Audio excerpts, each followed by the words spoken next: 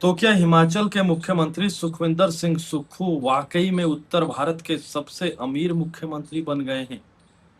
अगर हाँ, तो 2023 में आपने खबरें वो भी पढ़ी होगी जिसमें लिखा था कि मुख्यमंत्री सुखविंदर सिंह सुक्खू ने अपनी तमाम जमा पूंजी 51 लाख रुपए जो आपदा राहत कोष में दिए हैं। और ये भी कई अखबारों ने खबरें चलाई कि मात्र 17,000 रुपए अब उनके पास है।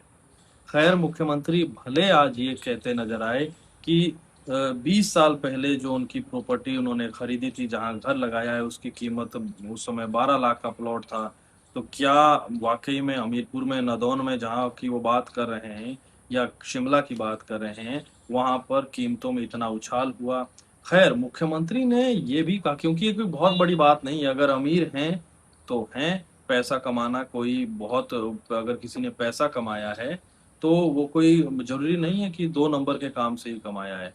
और अमीर होना गलत नहीं है, लेकिन मुख्यमंत्री ने जिस तरीके से कहा कि मेरी मुझे बदनाम करने की कोशिश है, कि अगर ये ऐसा लिखा जा रहा है कि उत्तर भारत के सबसे अमीर मुख्यमंत्री, अगर नहीं है तो खबर गलत है, लेकिन अगर हैं और ये खबर लगी है कि उत्तर भारत के सबसे अमीर मुख्यमंत्री हैं, तो जाहिर है कि होंगे। जो ये एडीआर की रिपोर्ट है, कल आपने देखा होगा, पत्रकारों ने आज उनसे पूछा कि इस पर आप क्या कहते हैं, तो उन्होंने बहुत लंबी चौड़ी बातें कही। कहा कि बीजेपी मुझे बदनाम करने की कोशिश कर रही है, और मैंने कोई नई प्रॉपर्टी नहीं खरीदी है जब से मैं मुख्यमंत्री बना हूं। क्या कुछ कहा उन्होंने, वो आप सुनिए।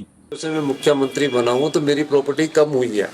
वो अगले साल के एफिडेविट में आपको, जब हम चुनाव लड़ते हैं उस समय के एफिडेविट में आ जाएगी। तो ये चुनाव का एफिडेविट प्रकाशित किया गया है, और इस चुनाव के एफिडेविट को इस तरह प्रकाशित किया गया कि नॉर्थ इंडिया में सबसे रिचेस्ट कोई अगर चीफ मिनिस्टर है तो वो इस प्रकार से प्रसारित करने की कोशिश की गई है कि ये बात जो होती है कि जो प्रॉपर्टी है ये कहाँ से आई। तो इसकी तो पहले इंक्वायरी हो चुकी है। मेहनत और ईमानदारी से कोई भी प्रॉपर्टी, कोई भी व्यक्ति, कोई आम आदमी, परिवार का आदमी भी कमा सकता है। ब्लाइंड तरीके से, इसलिए कि इसमें सोशल मीडिया में ऐसे चलाया जा रहा है कि एक आम परिवार का व्यक्ति कैसे ऐसे कमा सकता है। तो उस समय ये जो प्रॉपर्टी की वैल्यू थी ये कोई ज़्यादा नहीं थी।